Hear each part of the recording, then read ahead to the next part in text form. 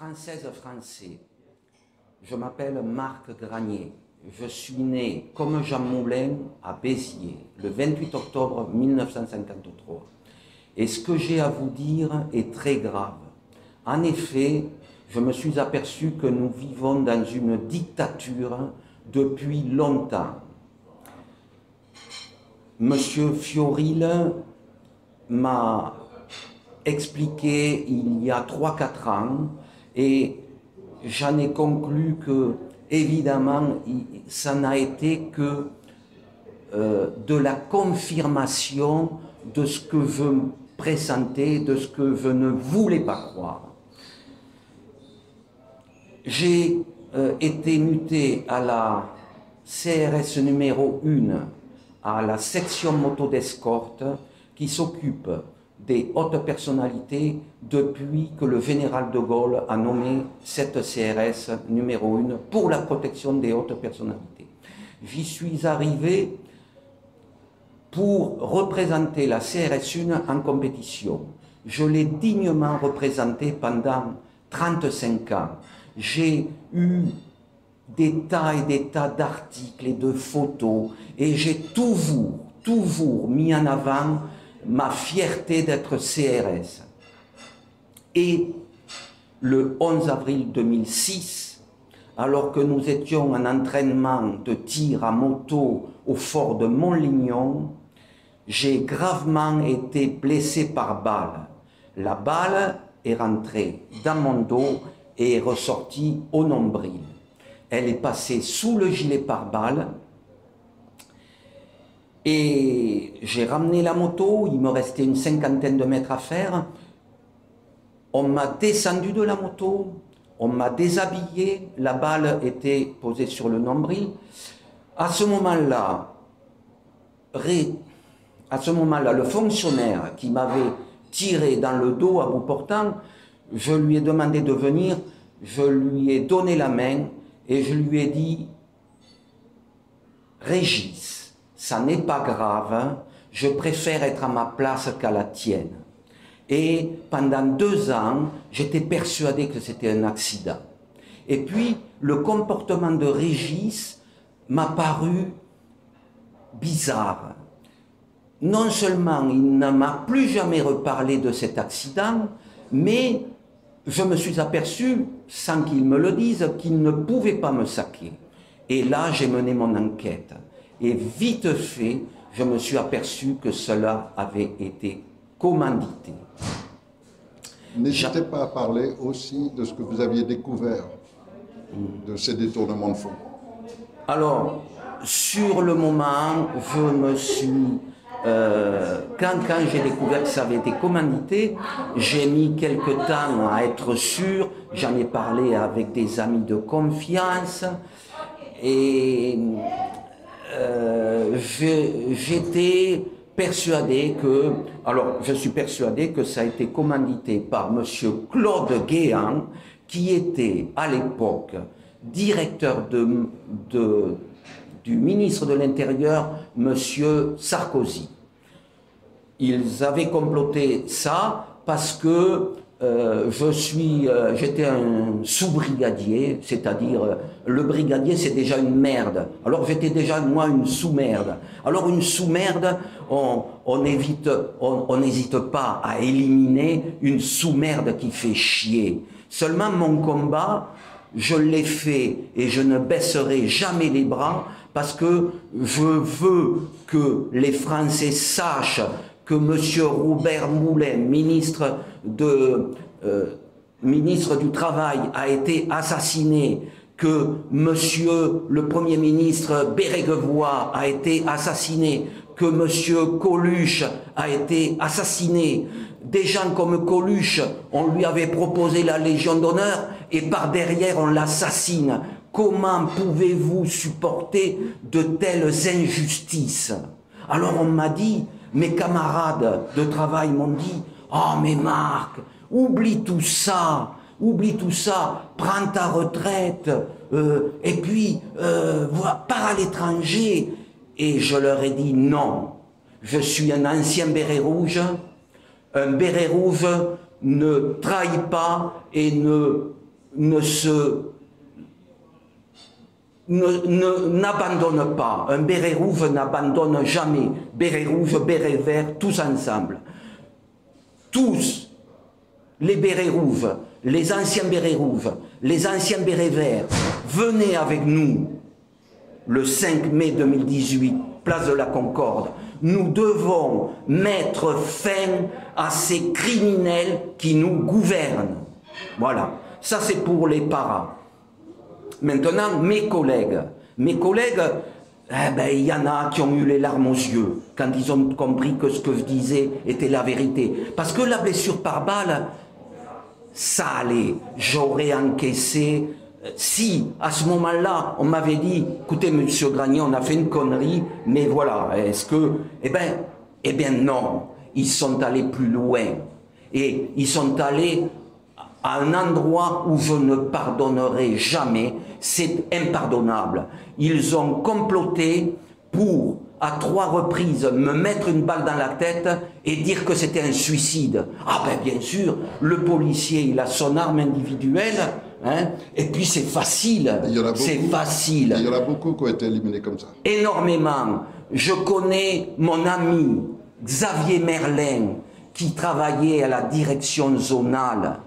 Eh bien, ça a été mon premier confident. Ça a été le seul à la CRS 1 à m'encourager. Il m'a dit, Marc, n'abandonne pas, ce sont des fumiers. Eh bien, il l'a payé très cher. J'espère que c'est pas de ma faute si il a été tué, parce qu'il a été tué le lendemain de l'attentat du Bataclan. Et c'était quelqu'un qui connaissait énormément de choses. Je vais vous dire ce qu'il m'avait dit lorsque j'étais en interrogation sur l'affaire Mera. Je vais vous dire, et je vais vous dire que je pense que c'est pour ça qu'il a été tué. Eh bien, sur l'affaire Mera, il faut savoir que Mera, les Américains l'avaient intercepté dans les pays où ils s'entraînent pour le djihad. Et les Américains ont dit à la France, nous tenons un djihadiste français qui s'est entraîné dans les camps et qui rentre en France. Que faisons-nous? La France a dit, laissez-le. Et M. Mera était un agent qui travaillait pour la France. Seulement, cet agent-là, ils l'ont assassiné. Ils l'ont assassiné. Et alors après, on invente tout ce que... Et alors, tout le monde descend, tous les partis politiques descendent à Carcassonne. J'y étais. J'assurais la protection de monsieur le Premier ministre, monsieur François Fillon, qui est un homme remarquable. Voilà. Alors, les hommes remarquables, on les dézingue. Ah ben ils auraient très bien pu empoisonner M. Fillon, ils auraient très bien pu, ils étaient capables de tout. Voilà. Alors, mon copain Xavier Merlin, grâce à lui, je suis encore en vie, parce qu'il m'a conseillé, et grâce à lui, je suis en vie. Il m'a dit, Marc, ils n'auront jamais ce que tu as dans la tête, tu sais que les planques, ça dure, mais au bout d'un moment, eh bien, c'est ce qui s'est passé et je leur ai toujours échappé. Il n'y a pas que ça. Je leur ai échappé parce que, personnellement, je suis convaincu que le bon Dieu existe. Je suis redevenu croyant, pratiquant, comme le colonel Beltrame, hein? Je préfère pas en parler, mais lui, comme moi, nous sommes des anciens parents et nous sommes des chrétiens. Est-ce que vous croyez qu'il est logique qu'un lieutenant-colonel se propose comme otage? Bien sûr que non, bien sûr que non. Tout a été préparé. Alors, je n'ai pas donné les précisions au sujet de mes tentatives d'homicide maquillées en suicide. Donc je vais les donner. Eh bien les précisions, elles sont toutes écrites, elles sont toutes minutées avec les acteurs de ces complots. Et j'ai amené à l'ambassade de Russie. J'ai été très très bien reçu.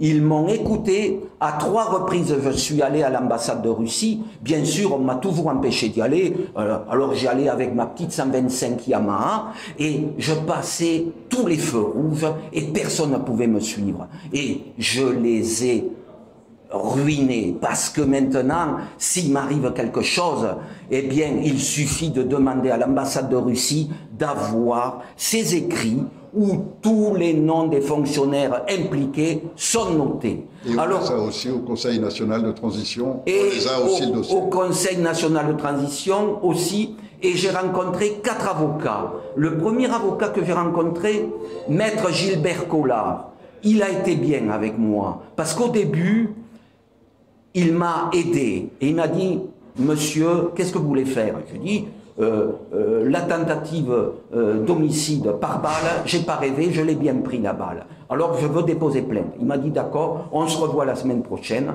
Et la semaine d'après, eh bien, il avait, comme vous, il avait été conseiller et il m'a dit que non, il ne pouvait pas m'aider. Je lui ai dit parce que c'est une affaire d'État. Il m'a dit oui, oui, mais il a été bien, il a été honnête avec moi parce que c'est pas le cas de tous les avocats. Et les victimes du Bataclan qui ont comme avocat Olivier Maurice, eh bien, je vais vous raconter ce que m'a fait Olivier Maurice. C'est une honte. Parce que j'ai eu du mal à le rencontrer. Quand je l'ai rencontré, il m'a dit « Monsieur Granier, si vous venez dans mon bureau, vous m'amenez 7200 €. » Je lui ai dit « Pas de problème. » Ils savaient que je ne les avais pas, les 7200 €. Ils savent tout. D'un clic, ils vous coupent votre compte en banque et vous ne pourrez plus rien faire. Il faut se réveiller. Et si vous ne vous réveillez pas, il sera trop tard. Qu'est-ce que vous diriez à vos collègues qui vont être envoyés par ces mêmes criminels qui ont usurpé le pouvoir? Ils vont se servir d'eux contre la tentative qu'on va faire le 5 mai prochain, donc dans 3 jours, d'offrir au peuple de France, enfin de sortir de toute cette gabegie, de tout ce marasme, de toute cette criminalité qui devient institutionnelle. Eh bien, je vais être solennel. Le 5 mai 2018, c'est-à-dire dans quelques jours, nous nous rassemblons des généraux de l'armée, des généraux de la gendarmerie, des hauts fonctionnaires de police, des hauts magistrats qui individuellement ne peuvent rien faire. Et ils savent que les traîtres à la nation nous envoient dans le mur. Donc, si le 5 mai, nous ne réussissons pas, nous ne pourrons plus jamais revenir en arrière. Et donc, je leur dis à mes collègues policiers, gendarmes et militaires, ce jour du 5 mai, n'allez pas sur Paris. Alors, PS, d'accord, mais pas les forces d'intervention, pas les forces de sécurité, pas les forces anti-émeutes, parce que nous, personne ne sera armé. Les bérets rouges, les bérets verts viendront avec leurs bérets, moi j'y serai, tantôt avec un béret rouge, tantôt en tenue de policier, mais nous ne serons pas armés. Mon arme, c'est mon bâton télescopique, parce qu'avec ça, je ne peux pas me suicider. Donc, je n'aurai pas d'arme, et les gens qui seront le 5 mai n'ont aucune arme. On aura un certain nombre de généraux de la gendarmerie, de magistrats, etc., qui seront avec nous, et beaucoup de femmes de policiers qui se sont engagés à être aussi avec nous. Ce qui veut dire qu'en fait, les CRS qui vont être envoyés risquent de s'en prendre aux femmes de leurs collègues, de s'en prendre à leurs supérieurs, qui sont intègres et défendent la nation. Et ceux-là vont défendre le Conseil national de transition, vont être dans nos rangs. Les policiers qui viendront, nous serons pour la paix, nous ne serons pas armés, nous n'allons pas violenter les forces de police. Les policiers qui viendront ne pourront pas dire qu'ils ne savaient pas.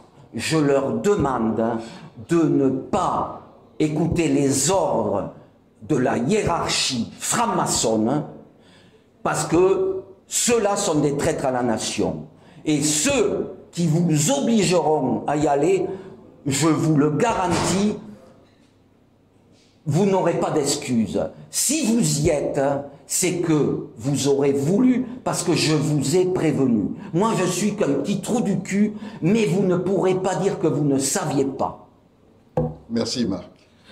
Une dernière chose, je lance un appel à l'ancien Premier ministre, M. François Fillon. Je lance un appel à l'ancienne garde des Sceaux, Rachida Dati. Et je lance un appel à Marion Maréchal Le Pen, que j'ai rencontré à l'Assemblée nationale, pour qu'il fasse un communiqué de presse pour faire savoir au monde entier que le Conseil national de transition existe.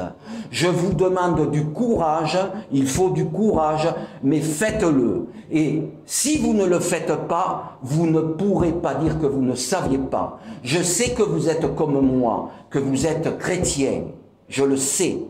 Parce que je me renseigne et je sais. Alors, sauvez la France, et pour sauver la France, bien sûr que vous n'allez pas venir avec nous, mais informez la presse que ça existe, afin que la presse soit obligée d'informer les Français. Parce que, pour vous dire, j'ai amené à Motojournal, j'ai amené à Motorevue, j'ai amené au Progrès, à Lyon, qui m'avait sorti un article remarquable en 82 à la suite de ma victoire aux 24 heures de Barcelone, comptant pour le championnat du monde d'endurance. Il m'avait fait une pleine page, il m'avait mis en première page.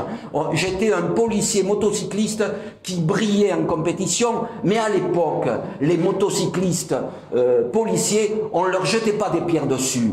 Et pourquoi on leur jette des pierres dessus? Parce que Sarkozy a fait la sanction automatique et c'est inadmissible. Un policier, il est seul juge.